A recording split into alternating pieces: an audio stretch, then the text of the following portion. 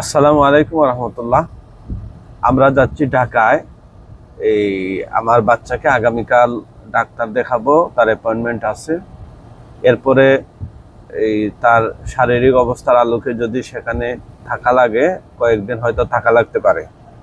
এ কারণে আমাদের Quranic treatment centre পরবর্তী ঘোষণার আগ পর্যন্ত মৌলভীবাজারে আমাদের কুরআনিক চিকিৎসা কার্যক্রম বন্ধ থাকবে ইনশাল্লাহ।